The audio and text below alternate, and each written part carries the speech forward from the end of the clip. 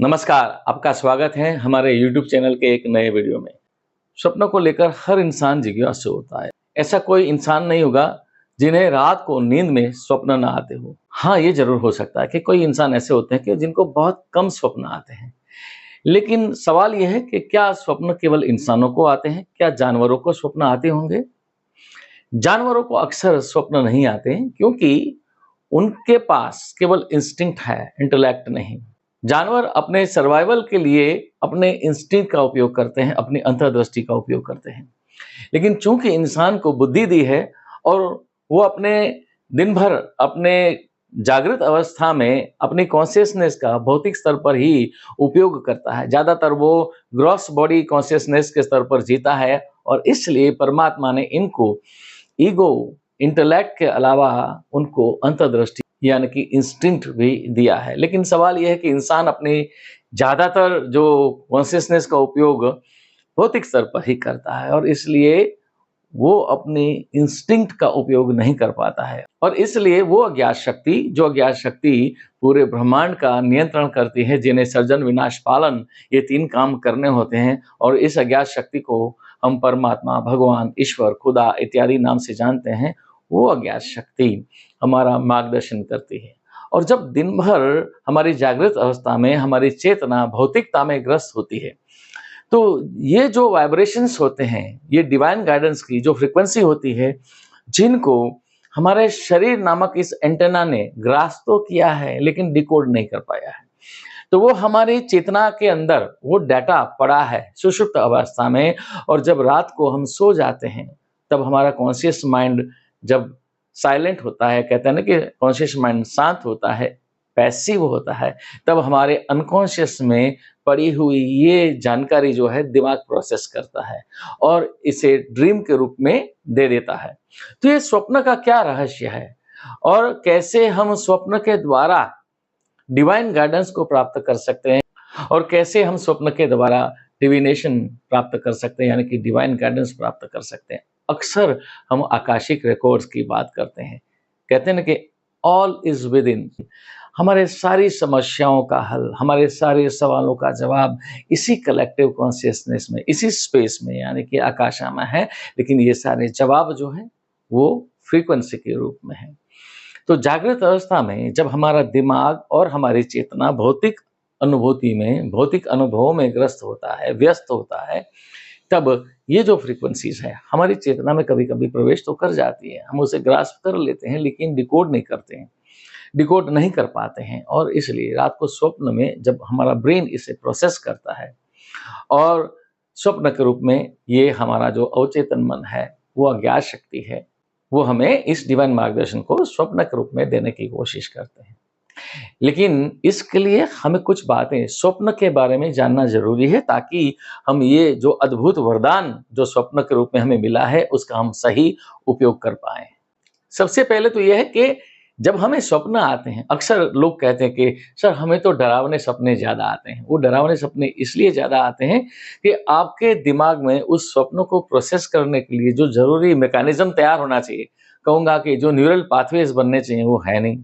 और चूंकि आपकी चेतना ज़्यादातर भौतिकता में ग्रस्त है और ज़्यादा आपकी जो भावनाएं और ज़्यादा आपकी जो इमोशंस हैं, आप ज़्यादा इमोशंस का अनुभव करते हैं, एग्रेशन का, गुस्सा इत्यादि अनुभव करते हैं, ज़्यादा हाइपर एक्टिव होते हैं।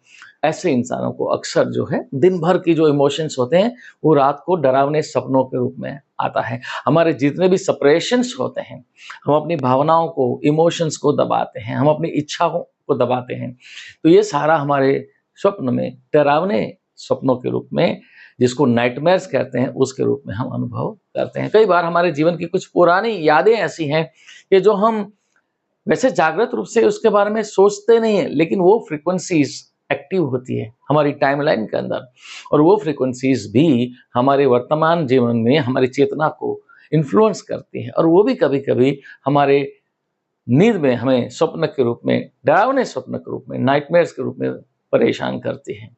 तो आज इस वीडियो में हम बात करेंगे कि पहले कैसे हम अपने स्वप्न का ये जो वरदान हमें मिला है उसको कैसे बेहतर तरीके से एक डिविनेशन टूल के रूप में, डिवाइन गाइडेंस प्राप्त करने के टूल के रूप में उपयोग कर सकते हैं और कैसे हम अपनी चेतना को प्यूरिफाई करें, शुद्धिकरण करें, चित्त शुद्धि करें, ताकि ये डरावने सपने जो हमें आते हैं वो बंद हो जाए या तो डरावने सपने आना कम हो जाए। सबसे पहले तो जरूरी है, देखिए, चित्त की शुद्धि, और चित्त शुद्धि के लिए सबसे बढ़िया जो मैं कहूँगा कि एक टूल है वो है हमारी ब्रीथ। आप कुछ भी नहीं कर सकते, योगा प्राणायाम नहीं करते, कोई बात नहीं, दिन भर खाली इतना ही अभ्यास करेंगे, जब कभी भी आप काम कर रहे हैं, भले कुछ भी काम करें, लेकिन अपना ध्यान जो है अपनी सांसों पे बनाए रखें। आप देखोगे जैसे आप कोई काम करते हैं, आपने अपना ध्यान सांसों पे लेके आए, डीप ब्रीथिंग कर रहे हैं, सांसों की आवन जावन के ऊपर आपका ध्यान है, और आपका ध्यान सांसों से हटके आपके काम के ऊपर वापस आ जाएगा। आप भूल जाओगे कि आपको सांसों के ऊपर ध्यान देना है, तो वापस अपना ध्यान खींचकर जो है सांसों के ऊपर ले आए। और ये शुरू-शुरू में आपको ये अभ्यास में थोड़ी तकलीफ होगी, बार-बार आपका ध्यान भटकेगा, लेकिन धीरे-धीरे, धीरे-धीरे कुछ दिनों के पश्चात आप देखोगे कि आप कुछ भी काम कर रहे हो, तो आपका जो फ़ोकस है आपकी ब्रीथिंग के ऊपर बना रहता है। ये अभ्यास से आप देखोगे आपका चित्त बिल्कुल शांत होने लगेगा। और उसके बाद में मान लीजिए आपने 5-6 दिन ये अभ्यास किया, सांसों की आवन-जावन के ऊपर फ़ोकस किया, और आपको पता चलेगा कि हाँ, अभी आपके जो चित्त में स्थिरता आने लगी है, तो फिर रोज़ सुबह आप ओम का उच्चारण कर सकते हैं। मैंने इसके ऊपर एक और डिटेल में वीडियो ऑलरेडी बनाया है कि एक लंबी गहरी सांस लेकर, नाभि तक सांस लेकर जो है ओम, जब सांस छोड़ते हैं तो ओ ओम ओम बोलते हुए जब मध्य में पहुंचते हैं तो अपनी जिह्वा को ऊपर अपने पैलेट पे टच कर देनी है, जिसे खेचरी मुद्रा भी कहते हैं। और इसे देखोगे कि जब आप ओम बोलते हैं, जैसे एक बार मैं आपको करके दिखाता हूं, ओम,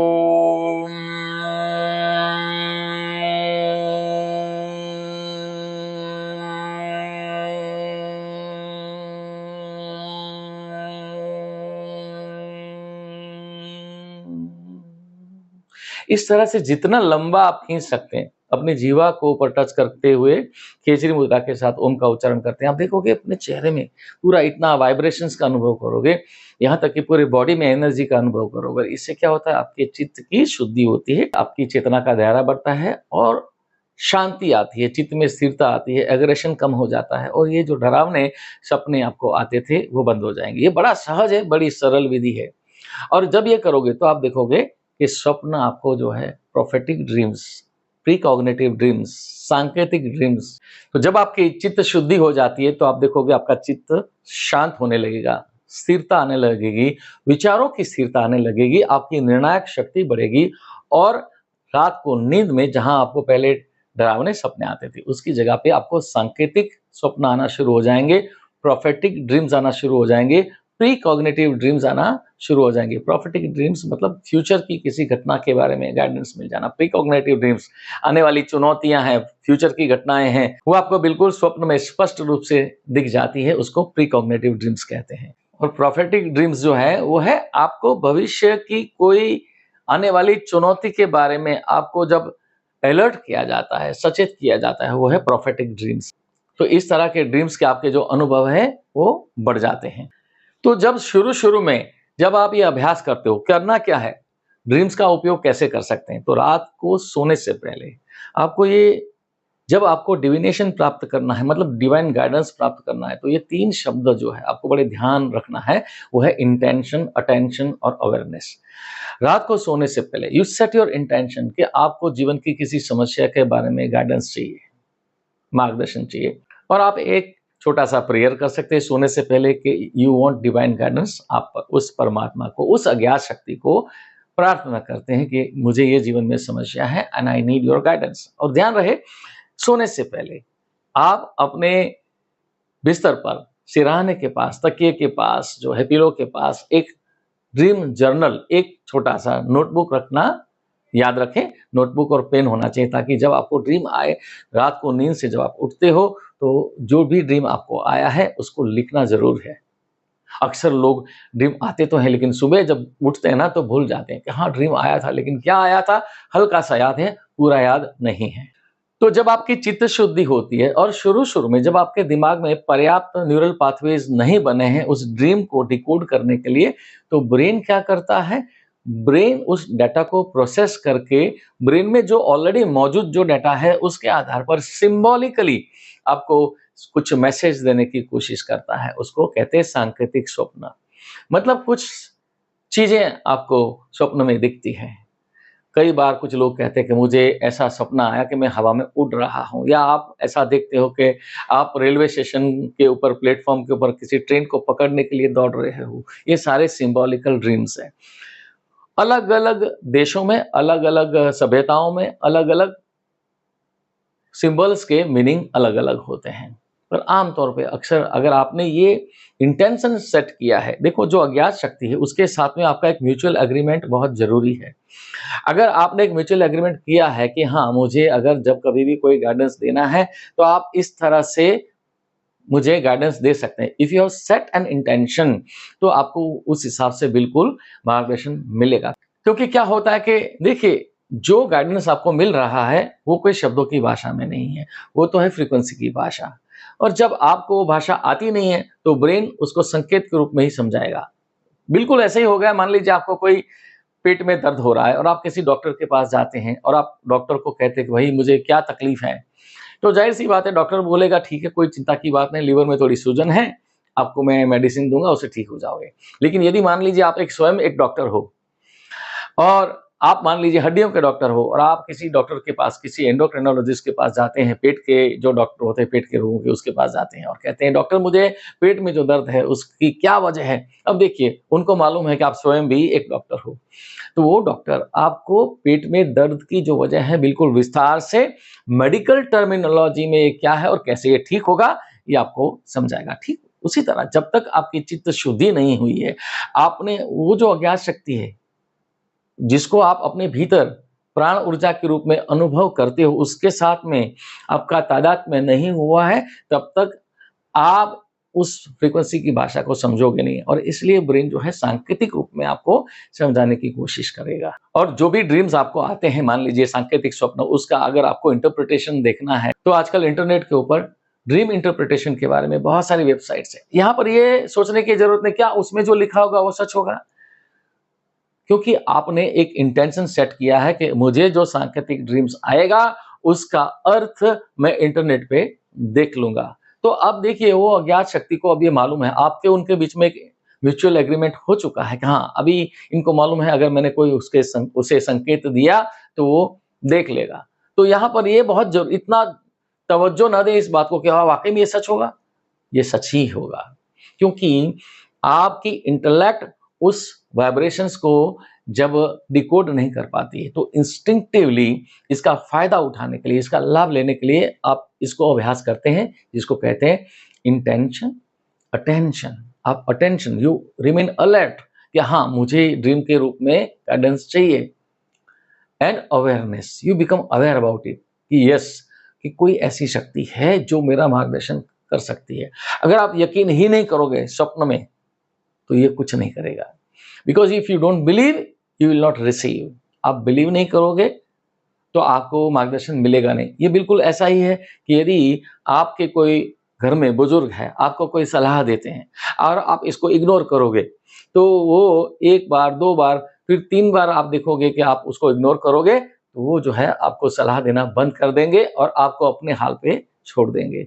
स्वप्न के बारे में भी कुछ ऐसा ही, अगर आप इग्नोर करोगे तो आपको स्वप्न नहीं आएंगे। तो जो लोग ऐसा कहते हैं कि हमें तो ड्रीम आते ही नहीं है, आप खाली इंटेंशन सेट करिए, रात को सोने से पहले प्रेयर करिए कि yes you want to get guidance in the form of dream. आप देखो स्वप्न आना शुरू हो जाएंगे। दूसरा कि ड्रीम को इंटरप्रेट कैसे करें। कई बार ऐसा होता है कि आपको कोई ड्रीम आया लेकिन आपको समझ में नहीं आता है कि इसका अर्थ क्या है। तो आप देखिए कि उस ड्रीम में आपको इमोशंस, आपकी भावनाएं किस प्रकार की थी, क्या आप खुश थे या आप दुखी थे, तो उससे भी आपको पता चलेगा। अगर आप खुश नहीं थे तो ये ड्रीम आपको आने वाली चुनौती का या आने वाली कोई आपदा का संकेत हो सकता है। अगर आप उस ड्रीम में खुश थे तो ये हो सकता है कि आपको कोई अवसर मिलने वाला है या आपको कोई फायदा होने वाला है। इस तरह से आप ड्रीम को अपनी ड्रीम में जो आपने जो भावनाओं का अनुभव किया था उसके आधार पर इंटरप्रेट कर सकते हैं। कभी कभी ऐसा होता है कि हमारे पास में कुछ ऐसी घटनाएं घटी थी, उसका कोई रेफरेंस होता है वर्तमान की किसी घटना के साथ में।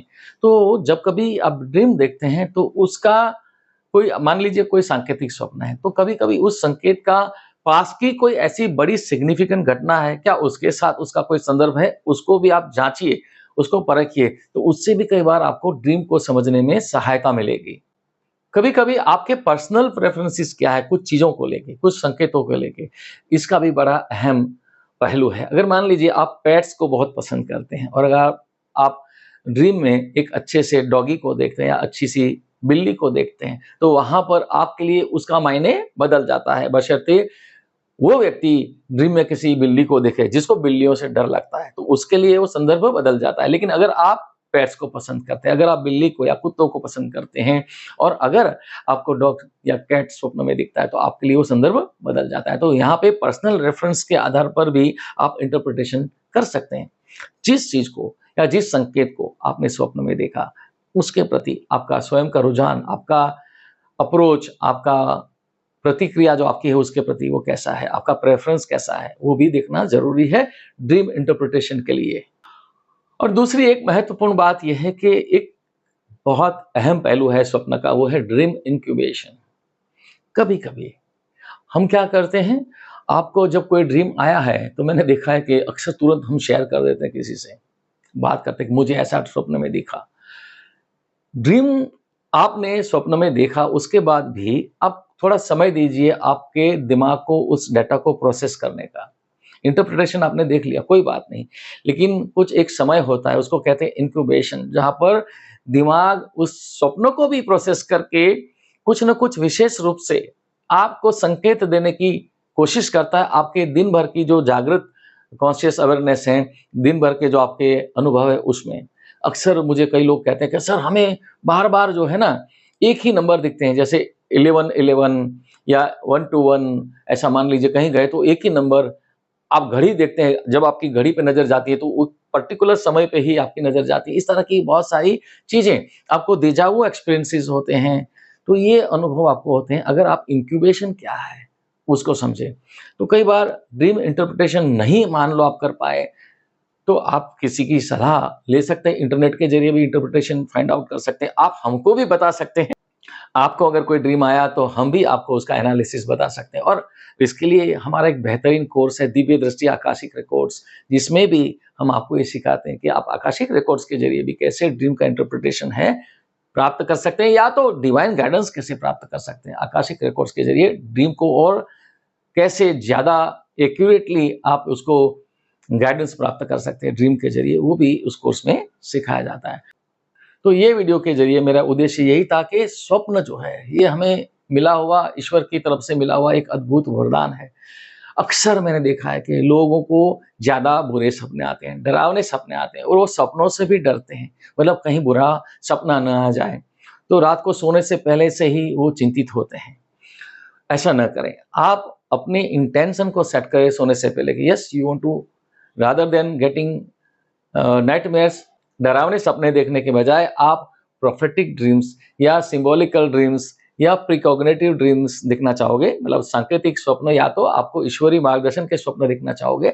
ऐसा आप प्रेयर करके इंटेंशन सेट करके सोएंगे, सिरहाने के पास एक ड्रीम जर्नल रखेंगे, पेन रखेंगे, तो इससे क्या होता है, एक म्यूचुअल एग्रीमेंट बनता है उस अज्ञात शक्ति के साथ में। हाँ, अब ये अलर्ट है, अब यदि मैंने इसे कोई स्वप्न के रूप में मैसेज दिया तो वो इग्नोर नहीं करेगा। आप देखोगे इतना ये जेस्चर अपने आप में एक म्यूचुअल एग्रीमेंट, एक प्रोटोकॉल है डिवाइन गाइडेंस प्राप्त करने के लिए, चाहे वो आकाशिक रिकॉर्ड्स के जरिए हो या चाहे वो स्वप्न के जरिए हो या कोई भी अन्य विधि के जरिए आपको डिविनेशन प्राप्त करना है, तो ये प्रोटोकॉल जरूरी है। और mutual agreement with that divine force, वो अज्ञात शक्ति के साथ आपका एक म्यूचुअल एग्रीमेंट, ये अहम पहलू है, बहुत ही जरूरी है। तो मुझे उम्मीद है कि स्वप्न के बारे में ये मेरा वीडियो आपको अच्छा लगा होगा।